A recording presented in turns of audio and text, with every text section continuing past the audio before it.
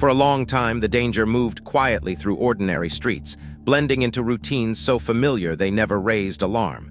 In suburban neighborhoods across Ontario, nothing appeared out of place. Lawns were trimmed. Garages closed at night. People trusted the calm. And among them lived a man whose life seemed defined by discipline, structure, and service.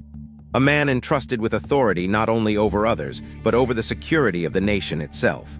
His name was Russell Williams, and his public life was designed to inspire confidence.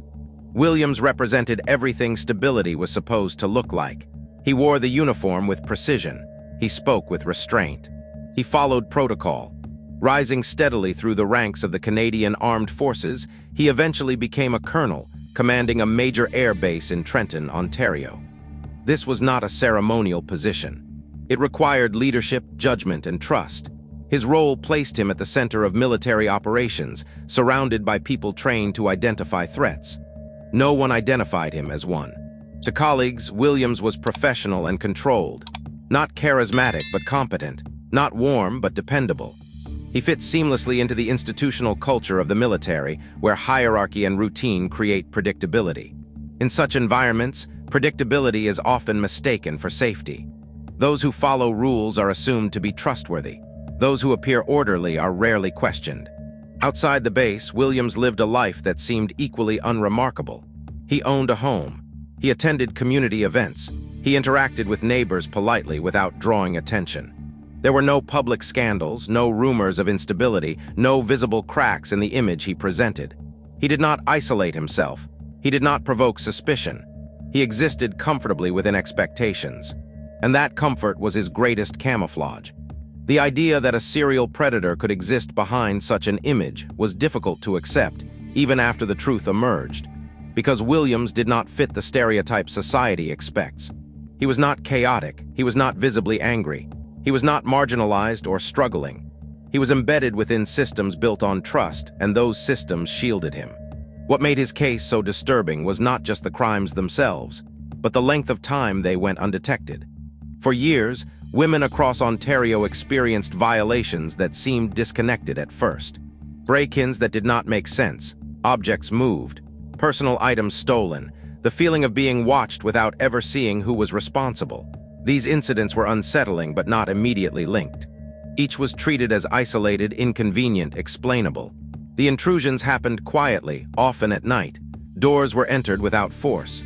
Bedrooms were explored while occupants slept. The invasions were intimate, calculated, and deeply violating. Yet they left behind little evidence that could easily connect them to a single offender, and certainly nothing that pointed toward a senior military officer. Williams did not rush. He did not act impulsively. He planned. He documented. He treated his crimes with the same methodical approach he applied to his professional life. This was not recklessness, it was control.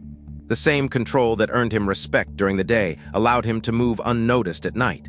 The escalation was gradual.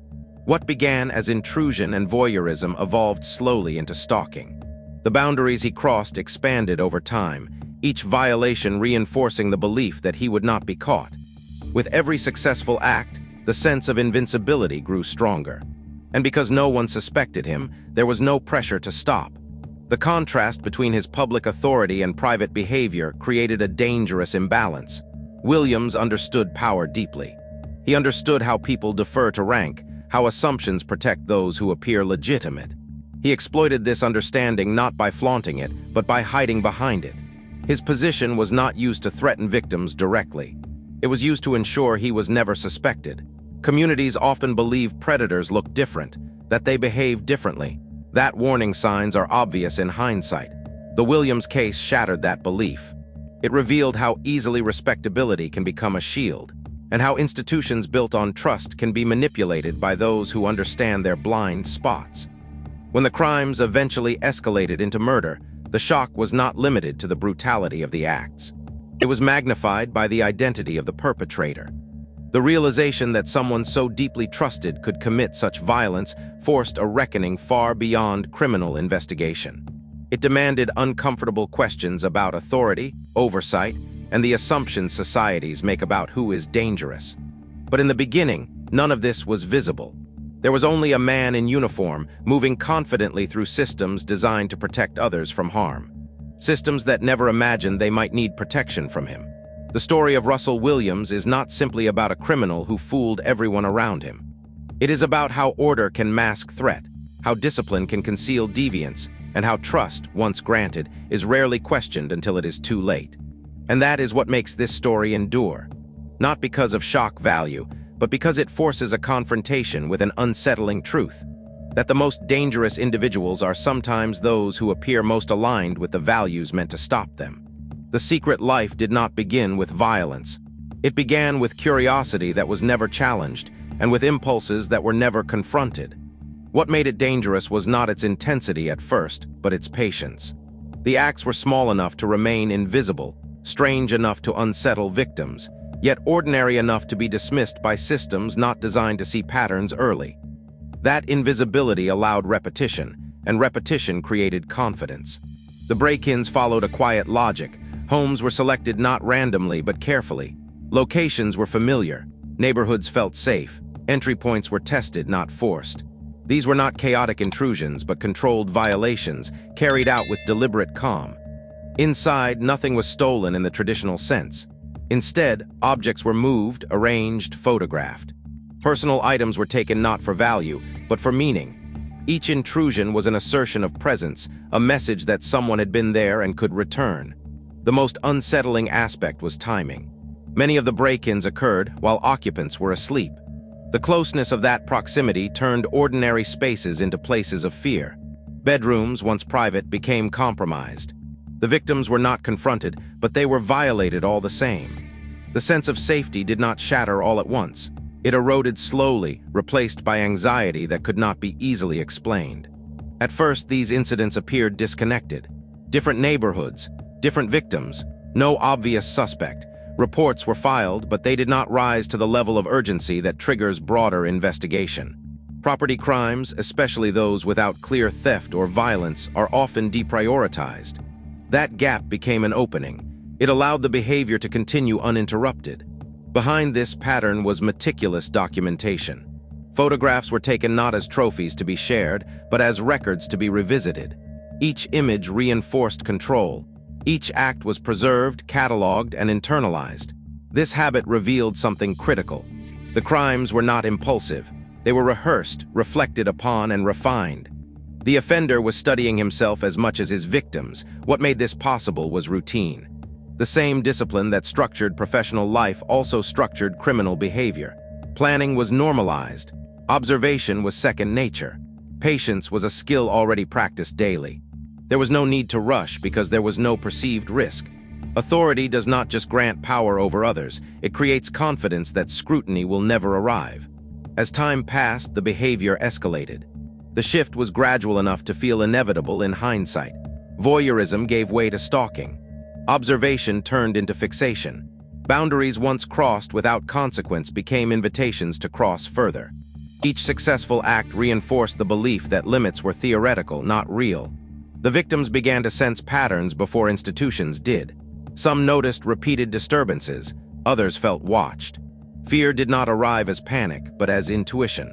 A quiet awareness that something was wrong, even if it could not be articulated clearly. That intuition was correct, but intuition alone does not stop a predator. It only alerts those being hunted. Throughout this period, the offender's public life remained intact. There were no behavioral slips that raised concern. Professional responsibilities were fulfilled.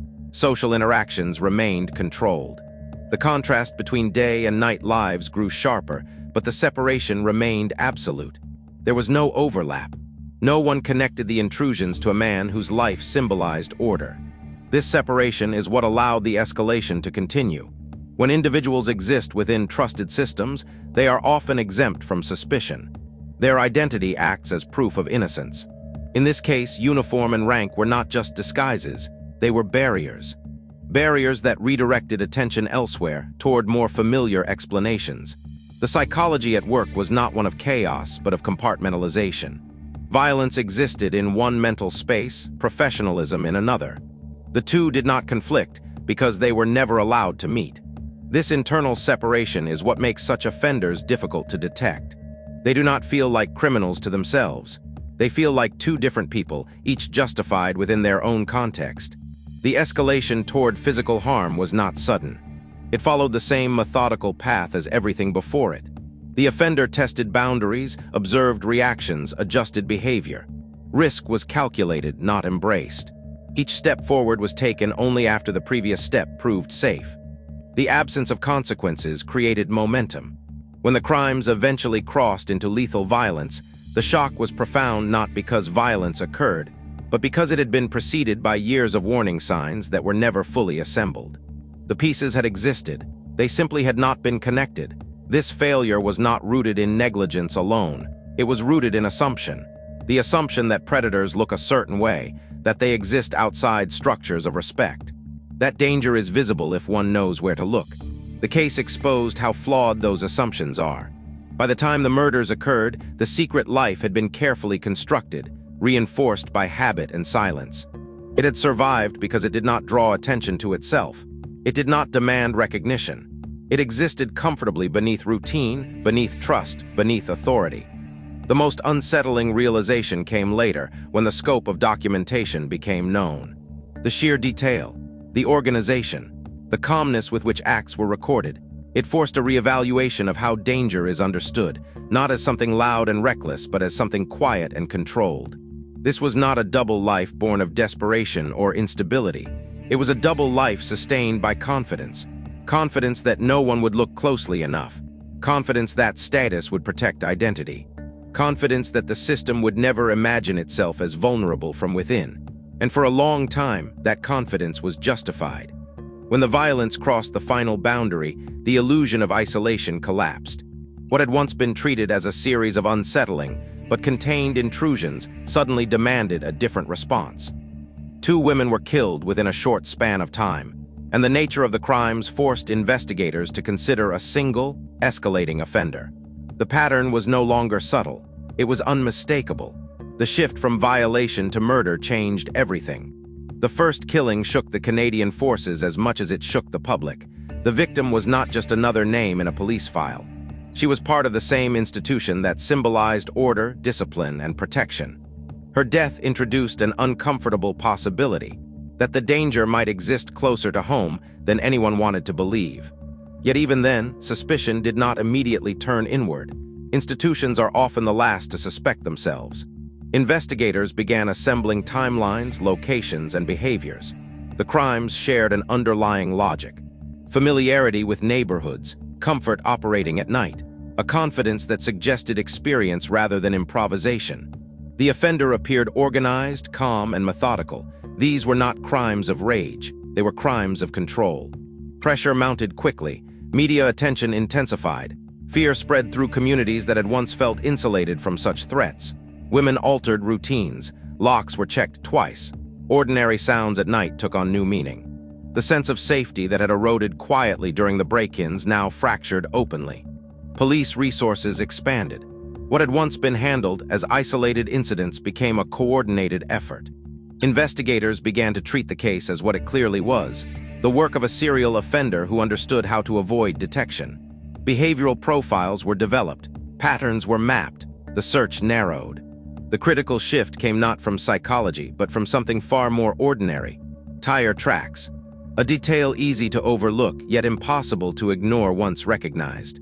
Near one of the crime scenes, distinctive tire impressions had been left behind. They were precise enough to be unusual, consistent enough to be meaningful. Investigators followed them carefully, knowing that such physical evidence rarely lies. The trail led somewhere no one expected, not to a transient individual, not to someone living on the margins, but to a vehicle registered to a senior military officer. The realization was jarring. It contradicted assumptions deeply embedded within investigative culture. The idea that someone entrusted with national defense could be responsible felt almost absurd. At first, disbelief slowed action. Investigators double-checked findings. They questioned their own conclusions. Bias operates quietly, especially when evidence points toward someone who does not fit the expected profile. But evidence does not care about expectations. The match held, surveillance was initiated, movements were observed, behavior was monitored. The more closely investigators looked, the more inconsistencies emerged. Small details that once seemed irrelevant began to align. Alibis were re-examined, routines were scrutinized.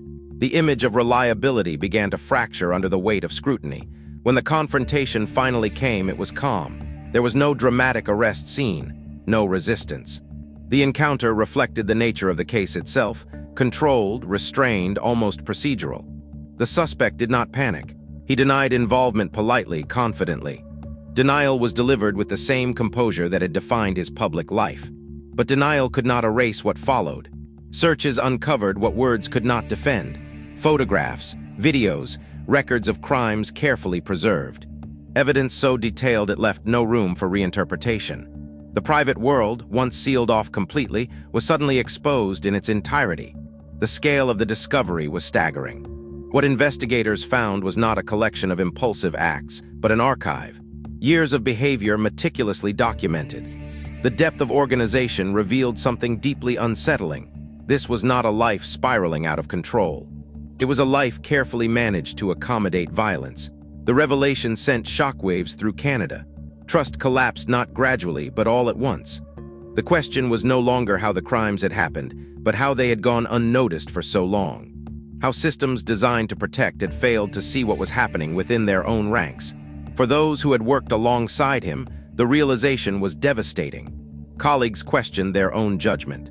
Superiors revisited decisions once made with confidence. Subordinates reinterpreted interactions that had seemed normal at the time. The betrayal was personal, not abstract. The investigation now moved rapidly. What had taken years to build invisibly unraveled in weeks. The same discipline that had enabled concealment now worked against him. Documentation became confession. Organization became proof. There was no ambiguity left to exploit. As the scope became public, attention shifted from the individual to the institution. Questions emerged about oversight, about assumptions, about how authority shields those who wield it. This was not merely a criminal failure, it was a cultural one. A reminder that trust, when granted without verification, can be weaponized. The case exposed a fundamental vulnerability in how societies assign credibility. Rank became reassurance, structure became protection, routine became invisibility. The offender had not needed to manipulate people aggressively. He simply needed them to believe what they already wanted to believe. What followed was not a dramatic unraveling, but an inevitable one. Once exposed, the image collapsed completely. The uniform no longer protected, the rank no longer reassured. What remained was evidence, undeniable and overwhelming. The moment marked a turning point not just in the case, but in national consciousness. It forced Canada to confront an uncomfortable truth. That danger does not always arrive from outside. Sometimes it grows quietly within trusted walls, unnoticed because it looks so much like order. And once that realization took hold, there was no returning to innocence. The interrogation room became the place where the carefully constructed separation finally collapsed. There were no raised voices, no dramatic confrontations, no attempt to overpower. What unfolded instead was methodical, patient, and deliberate. Investigators understood that force was unnecessary. The evidence spoke with clarity, and silence would do the rest. The man sitting across from them had spent years controlling narratives. Now the narrative was no longer his. At first, denial came easily. It was delivered calmly, confidently, almost reflexively. Denial had worked for years, reinforced by rank, routine, and reputation. But denial relies on uncertainty, and uncertainty no longer existed. Investigators moved slowly, piece by piece, dismantling the structure that had protected him. Each question narrowed space. Each detail removed another layer of defense. There was no rush because time was finally on their side. When the admissions began, they were not emotional. They were precise. Each confession arrived without visible struggle, as if describing a sequence of tasks rather than acts of violence. This detachment disturbed observers more than anger ever could have. It confirmed what many had feared, that the crimes were never impulsive, never out of control. They were chosen, planned, executed. The interrogation revealed not just what had happened, but how deeply compartmentalization had shaped the offender's life. There was no single breaking point, no moment of regret that forced truth into the open. Instead, there was acceptance. Acceptance that concealment was no longer possible. Acceptance that the systems once relied upon had turned inward. As details emerged publicly, the country struggled to absorb the scale of deception. The betrayal cut deeper than fear. It challenged assumptions about trust, authority, and oversight. The idea that someone so embedded within structures of discipline could commit such acts without detection forced a national reckoning. Not just about one individual, but about how credibility is assigned and protected. The trial moved quickly, stripped of spectacle. There was no attempt to contest the facts. The evidence was overwhelming. The pleas acknowledged responsibility without explanation. This absence of justification left little room for interpretation. It denied the public a narrative that might have softened the horror. What remained was clarity without comfort. Sentencing closed the legal chapter decisively. Rank was stripped. Honors revoked. The uniform, once a shield, became irrelevant. The punishment reflected not only the severity of the crimes, but the breach of trust they represented. Justice, in its formal sense, was delivered. But justice did not restore what had been taken. The broader impact extended far beyond the courtroom. Institutions reviewed procedures. Questions were raised about oversight mechanisms and internal accountability. Yet no reform could fully address the underlying issue exposed by the case. That respectability can be exploited, and that authority often discourages scrutiny rather than inviting it. For the military, the damage was profound. Confidence fractured internally and externally. The realization that rank had provided camouflage forced uncomfortable introspection. Trust had to be rebuilt slowly, deliberately, and visibly. The assumption that discipline equals integrity no longer held unchallenged. For communities affected by the crimes, closure arrived unevenly. Some found relief in finality. Others found only exhaustion. The length of deception compounded the harm. Knowing that the danger had lived among them unnoticed and unchallenged altered how safety was perceived. Routine no longer felt neutral.